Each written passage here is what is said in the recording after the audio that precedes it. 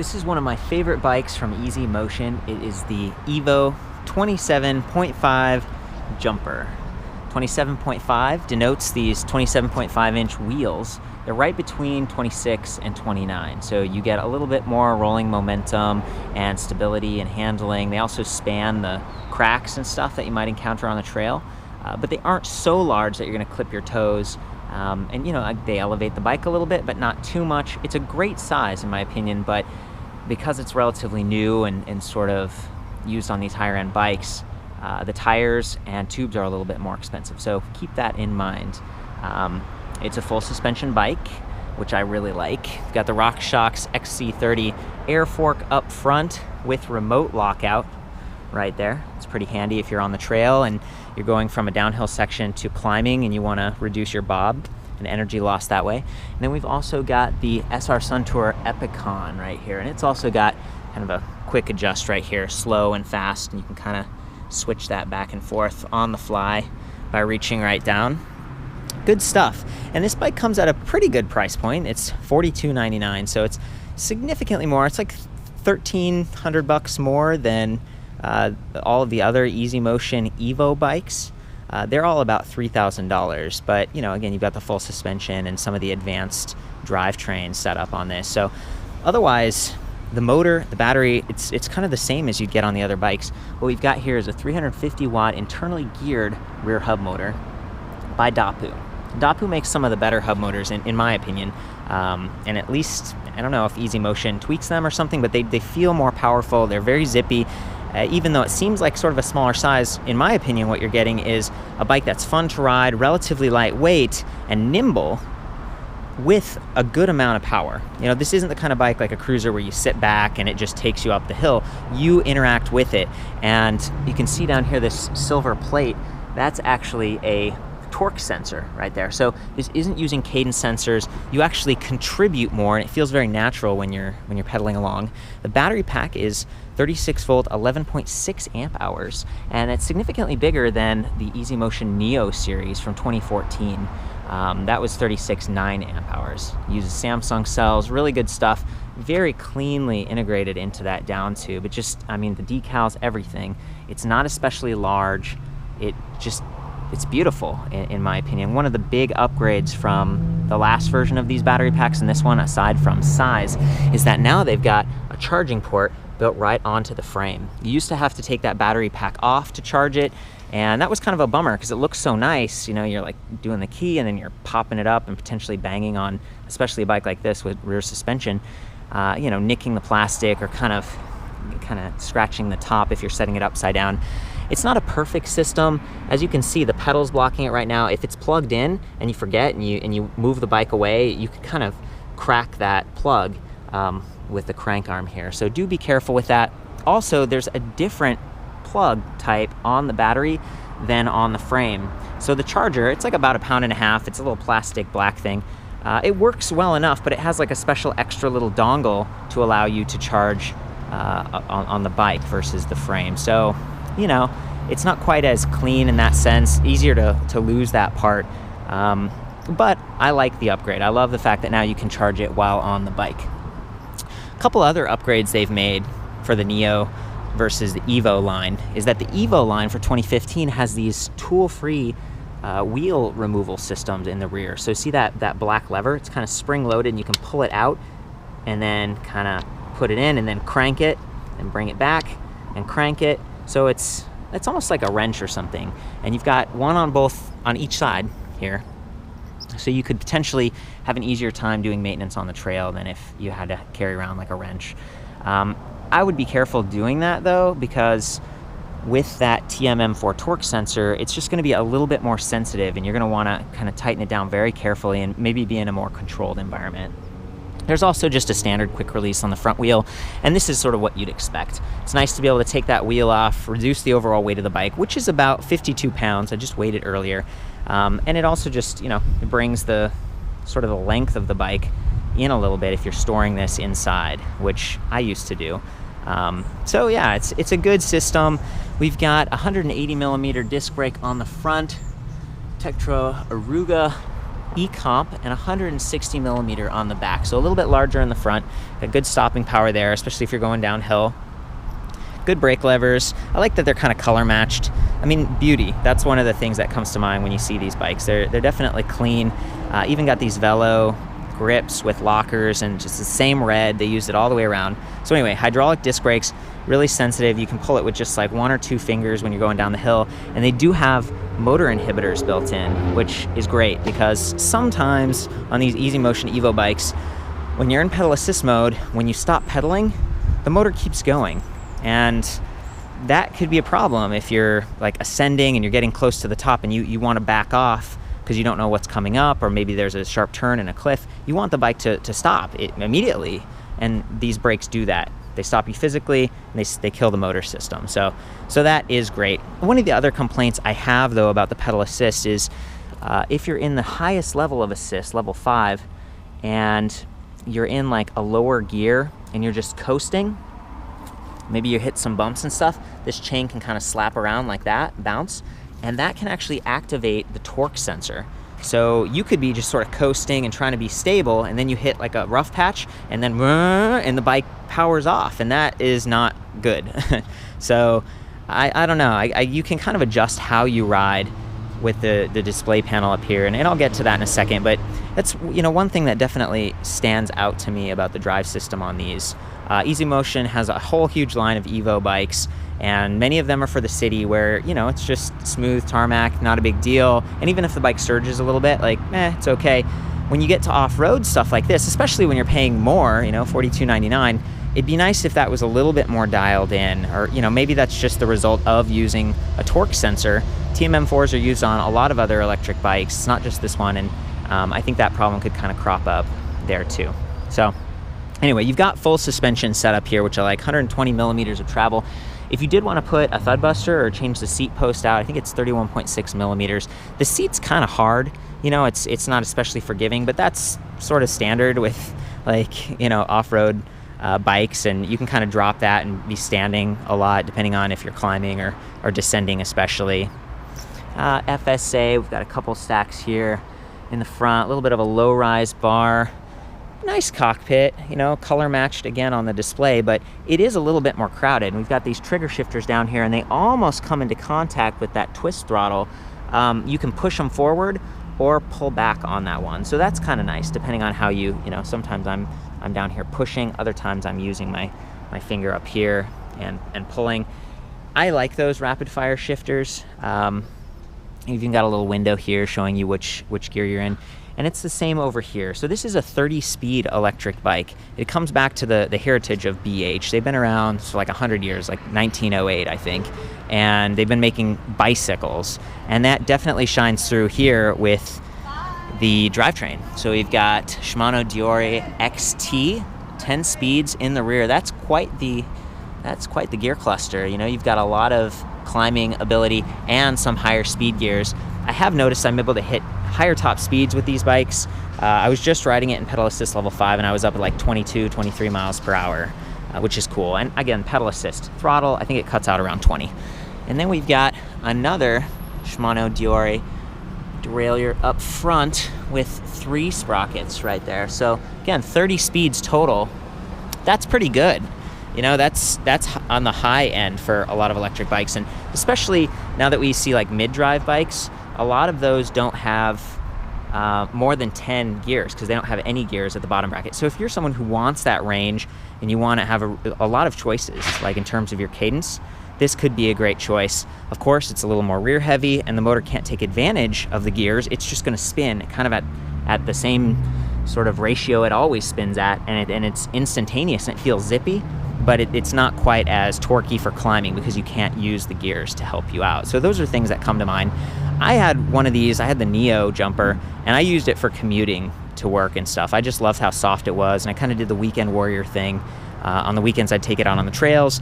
Commuting-wise, it wasn't perfect because, you know, I think I tried to do a beam rack, you know, it's like a carry rack to put my work gear in, and those just aren't as secure. They end up twisting and kind of rubbing on the tire and stuff. but it's difficult to add a rack on the rear. I think Thule has one now that like Velcros here and it's pretty solid and you can use it for full suspension bikes, but I just thought I'd throw that in there since I've spent a lot of time with this model. In general, it's a good bike, and you know, the Rapid Rob tires are kind of cool. Again, they look really colorful, but they're folding, they're super lightweight, and I think it's easier to get punctures with them because they're not especially, they seem more like performance oriented than durability.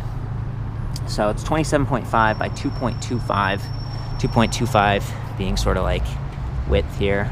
You get a little bit of cushion from that and good traction. It's very nice. Let's do a flyby here and give you one more look. I like that they include a slap guard down there. And yeah, just really clean. They also have a rebound adjustment on the front fork. So that just means like how quickly it's going to spring back. And you know, if you're going over quick bumps and stuff, you might want to have it like keeping traction versus kind of slowing it down with rebound. Okay, so I think we're ready to check out the cockpit and power this thing on. We've talked about the motor, 350 watts, battery, 36 volt, 11.6 amp hours. And to use that, to get the bike going, use the display. I really love that it's removable like this. You can take it off, slip it in your pocket like that, prevent tampering, you know, vandalism, or even just weather, sunlight and stuff if you have to park this outside. And in a lot of ways, the battery pack hopefully won't attract a lot of unwanted attention because it is so clean and kind of slim. So anyway, to boot this thing up, you hold down on the middle button for a few seconds. It takes a little bit longer than some of the other bikes. Comes to life, and it shows your speed over here, in miles per hour right now, and some stuff over here I'm going to get to, your battery level, and it even includes a percentage, which is kind of nice. Your assist level, if you're in 0, throttle works, but there is not throttle override. So as soon as you go up to like the next level, 30%, 50%, 70%, or 100%, any of those assist levels, the throttle is completely useless. It just doesn't go, which is kind of a mixed bag for me. I like to be riding at a lower assist level for efficiency and then just help myself with like a little bit of extra juice, but Easy Motion's always done it this way. And that might keep you from accidentally activating the throttle if you're off-road on this bike. So, you know, I think I'm all right with it. Back to this other area of the display console. It shows you like a few readouts for total, like your total odometer, your total trip time, total top speed, and trip, top speed, trip time, trip odometer, trip distance. And you can go through those with this little middle button here. So here we're just kind of cycling through, works pretty well. One of the little extras about this display is if you hold the down button for a couple seconds, you get the backlight. So you can kind of maybe see it's like lighting up, and that's handy if you're riding home at night. Sometimes it's distracting though, so I like to turn it off. It doesn't use one of those like little light sensors, so you have full control. You can get into some of the more advanced features here by holding the top and bottom buttons simultaneously for a few seconds, and then you can change the wheel size. Sometimes when you get this bike from the factory from Easy Motion, it's not set with the right wheel size, so make sure, you know, this one's 27.5, that's right. Okay, and then we can go units. It's in miles per hour right now. You could change it to kilometers per hour. Snow, it's off right now. Snow it's referencing their other bike, the Evo Snow. It has 2 motors, you know, one in the front, one in the back, and the battery needs to know like, oh, okay, that's the bike I'm working with. We're gonna send power to both wheels. We're gonna leave that off because this is not the Snow model. And then we've got battery amp hours. Right now it's set to 11.6. That is correct. If you get this bike and it's set to 9, you know, you can look at the battery, you can pop it off and see the rating. Make sure it's set correctly. That probably has an impact on how the bike performs. Whoops, okay, make that 11.6. And then it just cycles all the way back through. To get out of this menu, you just hold the power button for a few seconds. Okay, now we're back. I am going to maybe show you the battery pack. I think it's worth taking off here real quick. I'm gonna power this down, just to give you some idea of how it's been improved. Get these keys like this, kind of insert it. There is no kickstand, by the way, which is sort of one of my gripes, especially when doing reviews, because like I'm leaning it against the curb. And it being a full suspension bike, like there isn't a really obvious way to mount a kickstand. You could try to do one over here that kind of kicks up, but it's difficult to find, so keep that in mind. Oh, and I forgot to mention, in addition to these like tool-free levers in the back, they also move the power cable. They really tucked it in tight on the left-hand side right there in that metal sort of spacer. Okay, and that keeps it from getting bent or sheared if the bike tips over. It used to be on the right-hand side, and it was a lot more vulnerable, and it was also sort of cluttered with the derailleur cable and everything like that. So that's a good upgrade. Go ahead and get down here, unlock it like that, and then you just kind of pull up on the battery like this. That's where it seats, right in there. Here's the bottom. You can kind of see the rating. So again, 36 volt, 11.6 amp hours, lithium ion pack. And then they've also got this nice little, you know, power level indicator right there, so you can tell how full it is if it's off the bike. That's great. You know, to take care of this bike, store it somewhere cool and dry, and try to keep it somewhat charged, like between 20 and 80%, and check on it every couple of months so it doesn't go completely to zero. That'd be my advice. It weighs about 5.5 pounds. The motor, by the way, weighs about 8 pounds. And again, the total here is something like 52 pounds. So to get it back on, you kind of look for that little notch, slide it up like that. You have to push it down a little bit and then twist that key. And you don't have to leave the keys in when riding, which is phenomenal. It's a bummer when bikes make you do that. Let's power it back up. Get it going, okay. So I'm in a parking lot here, and I'm just gonna give you some idea of how the motor responds and sounds, and then I'm gonna do some more ride footage with cameras on the bike so you can see suspension and assist. Okay, so right now I'm in pedal assist level, like the top, kind of like the 4th level. I'm just gonna start pedaling.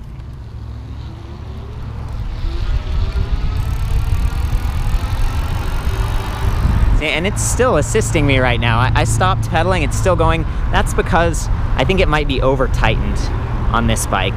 So again, those TMM4 sensors can be kind of sensitive, and I've gotten that sense of like surge or sort of the like delayed quit before on easy motion bikes. You can always pull those brakes, but you know, you might also want to adjust and just kind of fine tune that rear dropout. And look at that, we kind of hit like a little bump, and it did the thing where it kind of like gave me some power even though I wasn't pedaling. So I'm gonna take this down, make it a little less sensitive. This is the 2nd level of assist.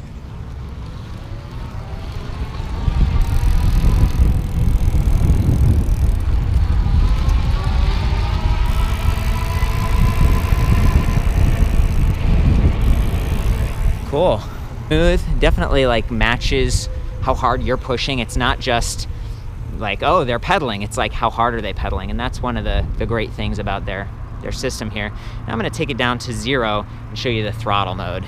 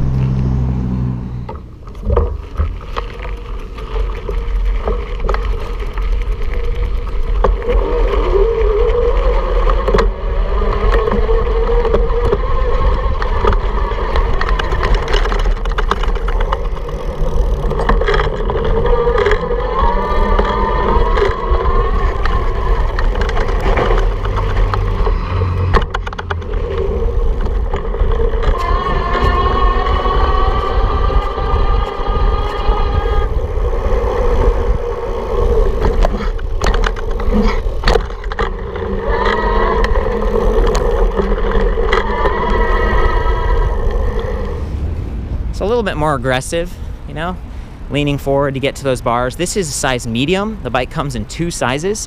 The medium's about 18 inches, and they also have a large. So, you know, that's a good option for someone who's a little bit taller. So yeah, that's the Evo 27.5 Jumper 2015 electric bike from Easy Motion.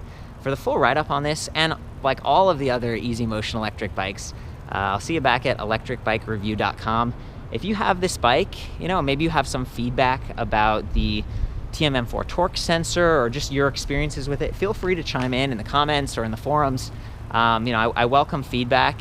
A lot of times I'm testing these at a shop, but sometimes I get to go to the manufacturer, and again, my experience with sort of that surge has been a little mixed. I still really like these bikes. Seems like a pretty good value. There are very few like full suspension bikes that are under $5 grand, so for 4,300 bucks, I think you get a lot of bang for your buck with this.